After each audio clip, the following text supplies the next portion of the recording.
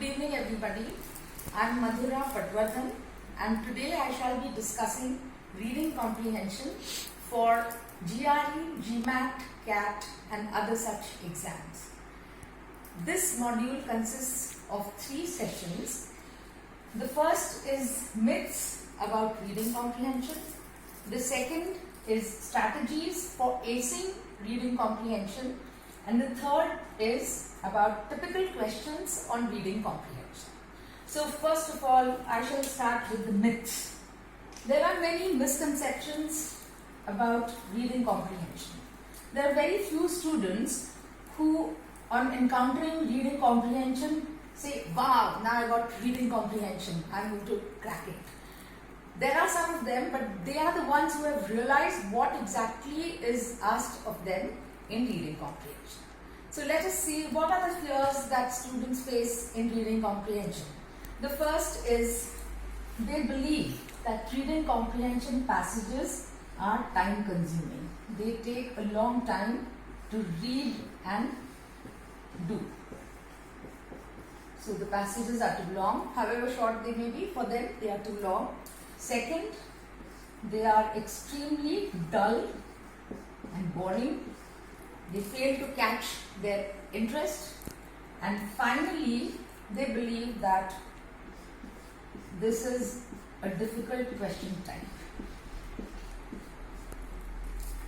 Now let us see why people think that it takes a lot of time to do this question type.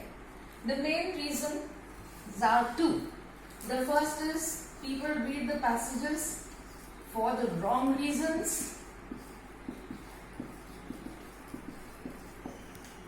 And secondly, in the wrong way.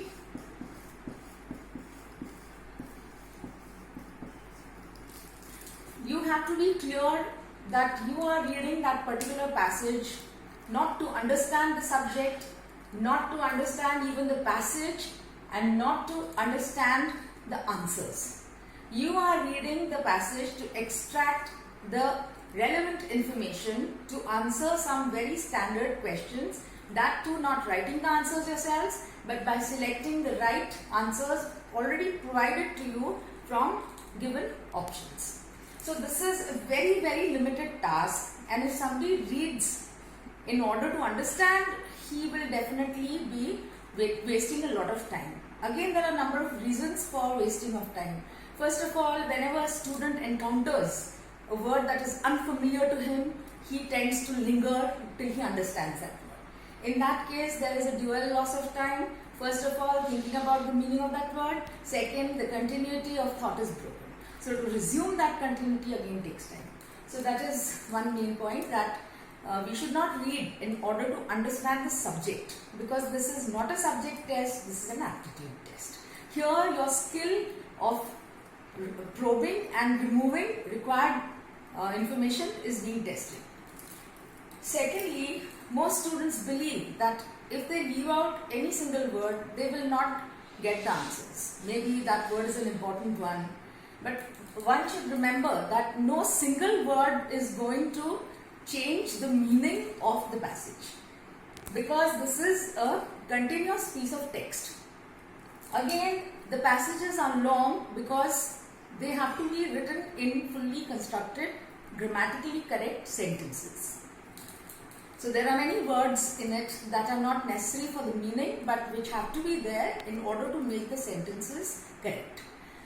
Secondly, there are many details. So why is a passage long? So the reason is, first of all, the biggest reason is grammar. For the purpose of grammar,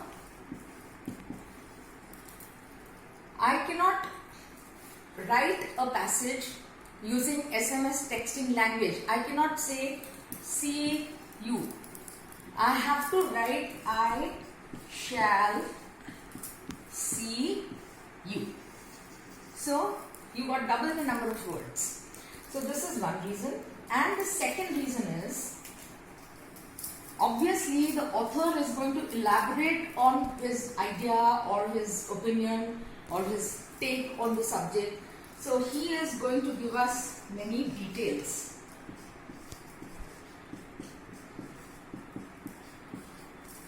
Now, what are those details going to be about? The details are going to be descriptive or informative. So he will describe, he will not just say a man was standing. He will say a tall man dressed in a blue suit was standing outside the room. Now, it is not necessary for us to answer the questions correctly, to remember, understand these particular details. So what do we have to know about them? What do we have to notice about them? We have to notice just 3. Okay? So we have to notice 3 points. The first being key idea,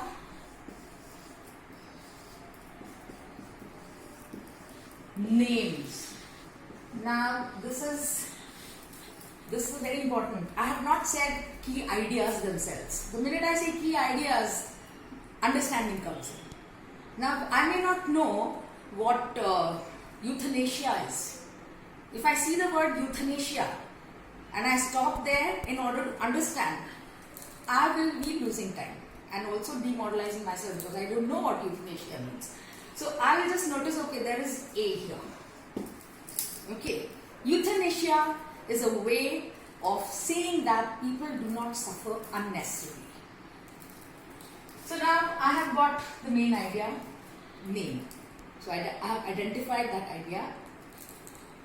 After that, there will be another idea that I am going to use the substitution method. I am going to use B.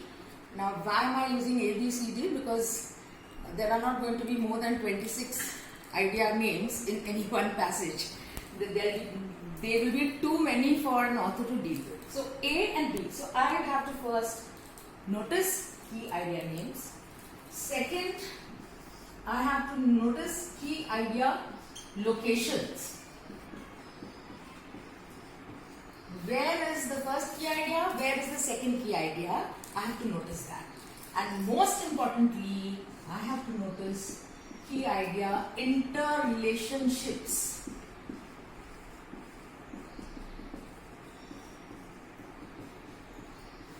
How are the ideas linked to one another? That is what I have to notice. So now, if we study in this way, we will not take a lot of time to read a passage. Okay? So, interrelationship words are conjunctions. They are words like adverbs. So, he walked very fast. So, if I say he walked only, that is just basic communication. But I have given this fast. He walked faster than someone. Now, than is telling me comparatively speaking. So there could be relationships in which there is similarity, there is contrast, so similarity also and in addition to, moreover, as well as. Contrast would be unlike or but, however. So these words have to be noticed because they are going to tell us about the relationships among the ideas. So this is how you can save a lot of time when you read a passage.